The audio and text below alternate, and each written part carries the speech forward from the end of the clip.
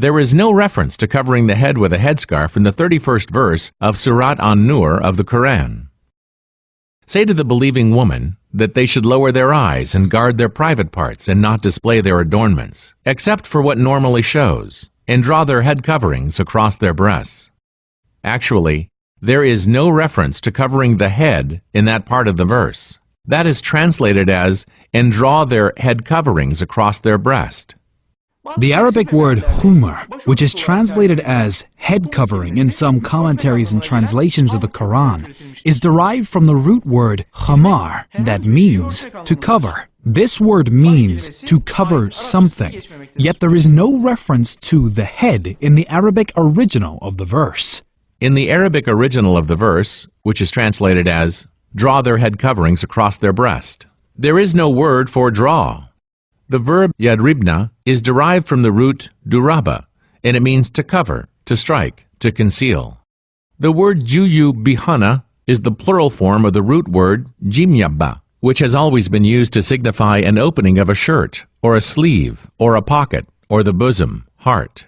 In Arabic, the word is used in descriptions such as opening a pocket in a shirt, placing in a pocket.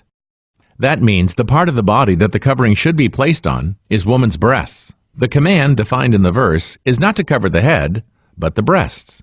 The second part of the verse defines the ones who are allowed to see the adornments of woman, which actually explains the extent of the freedom women are given.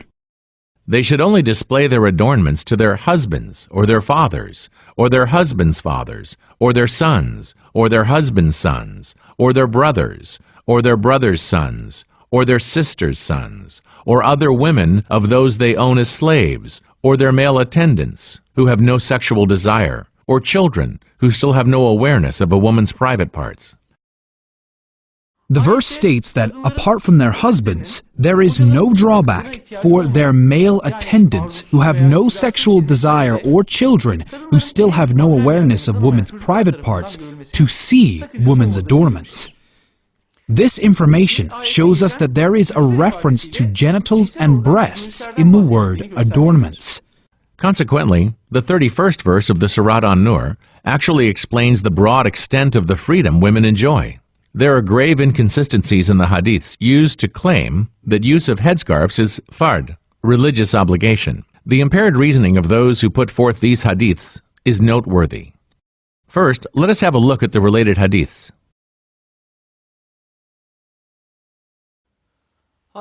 Narrated Aisha Mumin. May God have mercy on the early immigrant woman.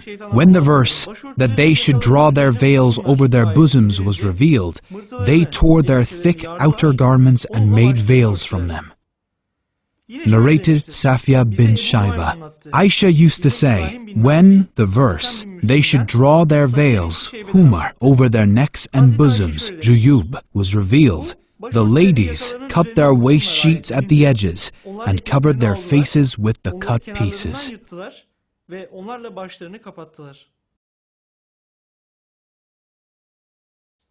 Narrated Aisha, al-Mu'minin. Safiya, daughter of Shaibeh, said that Aisha mentioned the women of Ansar, praised them and said good words about them. She then said, when Surat an-Nur came down, they took the curtains, tore them, and made head covers, veils, of them. Mumin Aisha is reported to praise the woman of Al-Ansar in these words, I did not see any woman better of those of Al-Ansar in their confirmation of God's book and the faith in the revelation. As soon as the chapter of an-Nur was revealed, containing the words, and they draw their head covers over their neck slits, and they were informed of it by their men, every one of them, without exception, took her robe, shawl, and wound it around her head, in conformity with and faith in what God had revealed in His book.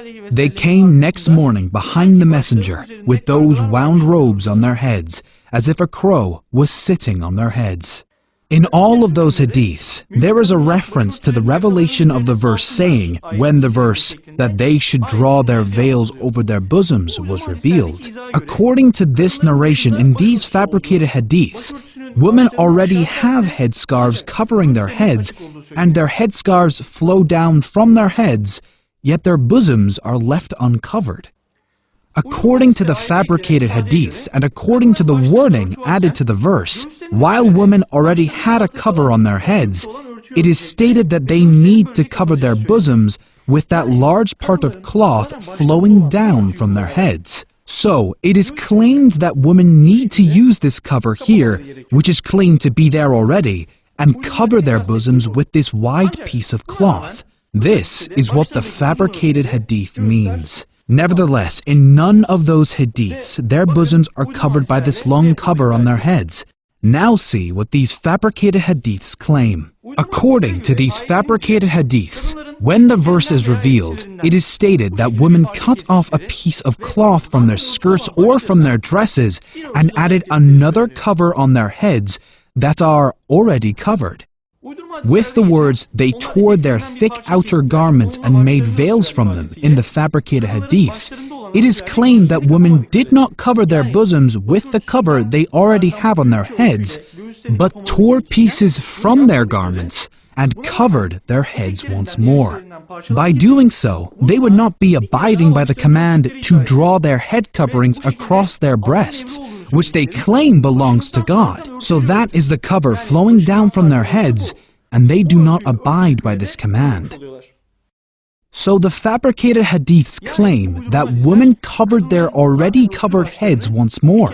However, according to these explanations, their bosoms still remain uncovered. So, with these fabricated hadiths, they add a command that is not defined in the verse of God, yet they do not abide by this command they came up with. As is seen, this impaired reasoning is an evidence showing that God made the plots devised by those who fabricated superstitions backfire. God informs us that Islam is a religion of ease. I seek refuge in God from the accursed Satan. He, God, has selected you and not placed any constraints upon you in the religion of your forefather Ibrahim. God desires ease for you. He does not desire difficulty for you. We will ease you to the easy way. Our blessed prophet also commanded, make things easy for the people, and do not make it difficult for them, and make them calm with glad tidings, and do not repulse them.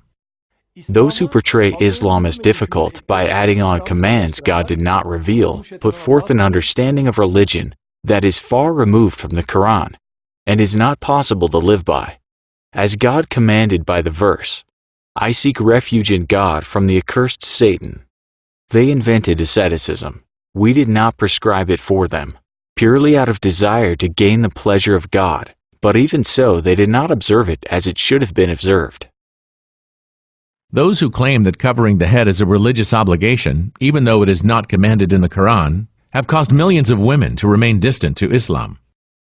Additionally, in the Quran, in the 59th verse of Surat Al-Ahzab, God says that women, when necessary, for instance in unsafe environments, in which they think they could not be safe in revealing décolleté clothes, should temporarily cover themselves completely with outer garments.